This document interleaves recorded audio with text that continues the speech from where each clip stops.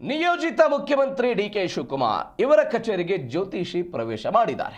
ನಿಯಮ ಮೀರಿ ಶಕ್ತಿಸೌಧದ ಸಿಎಂ ಕಚೇರಿಗೆ ಜ್ಯೋತಿಷಿ ಎಂಟ್ರಿ ಕೊಟ್ಟಿರುವುದು. ಕಚೇರಿ ಮತ್ತು ಮುಖ್ಯಮಂತ್ರಿಗಳು ಕೂರುವಂತಹ ದಿಕ್ಕನ್ನ ಪರಿಶೀಲನೆ ಮಾಡಿದ್ದಾರೆ ಜ್ಯೋತಿಷಿ ಆರಾಧ್ಯ. ನಿಯೋಜಿತ ಮುಖ್ಯಮಂತ್ರಿ ಆಗಿರುವಂತಹ ಡಿಕೆ ಶಿವಕುಮಾರ್ ಅವರ ಆಪ್ತ ಜ್ಯೋತಿಷಿ ಇವರು ಆರಾಧ್ಯ.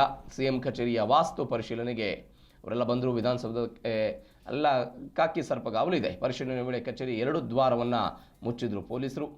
ಸಿಎಂ ಕಚೇರಿಯ ವಾಸ್ತು ಸಂಪೂರ್ಣ ಬದಲಾವಣೆಯಾಗಿದೆ ಅಂತೆ. ಸಿದ್ದರಾಮಯ್ಯನವರು ಮುಖ್ಯಮಂತ್ರಿ ಆಗಿದ್ದ ತನಕ ಕುರ್ಚಿ ಟೇಬಲ್ಗಳು ಪೂರ್ವ ದಿಕ್ಕಿನಲ್ಲಿ ಇಟ್ಟಿದ್ರು. ಸಿಟ್ಟಿಂಗ್ ವ್ಯವಸ್ಥೆ, ಸಿಎಂ ಕೊಠಡಿಯ ಉಪಕೋಣೆ, ಶೌಚಗೃಹ, ರೆಸ್ಟ್ ರೂಮ್ಗಳ ದಿಕ್ಕು ಕೂಡ ಇದೀಗ ಬದಲಾವಣೆ ಆಗಿದೆ ಅಂತೆ.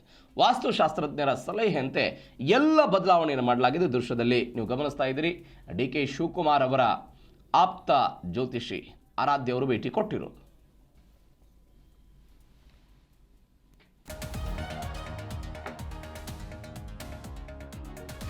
ಎಸ್, ವಿಧಾನಸೌಧಕ್ಕೆ ಅವರೆಲ್ಲ ಭೇಟಿ ಕೊಟ್ಟಿದ್ದಾರೆ. ದೃಶ್ಯದಲ್ಲಿ ನೀವು ನೋಡ್ತಾ ಇದ್ದೀರಿ.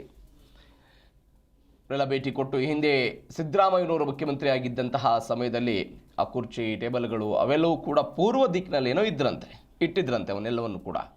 ಇದೀಗ ಅವೆಲ್ಲ ಬದಲಾವಣೆಗೆ ಇವರು ಮುಂದಾಗಿದ್ದಾರೆ ಅಂತ. ಸಿಟ್ಟಿಂಗ್ ವ್ಯವಸ್ಥೆ ಆಗಿರ್ಬೋದು, ಸಿಎಂ ಕೊಠಡಿಯ ಉಪಕೋಣೆ ಆಗಿರ್ಬೋದು, ಶೌಚಗೃಹ, ರೆಸ್ಟ್ ರೂಮ್ಗಳ ಈ ಎಲ್ಲ ದಿಕ್ಕನ್ನು ಬದಲಾವಣೆ ಮಾಡೋದಕ್ಕೆ ಸೂಚನೆ ಕೊಟ್ಟಿರೋದು.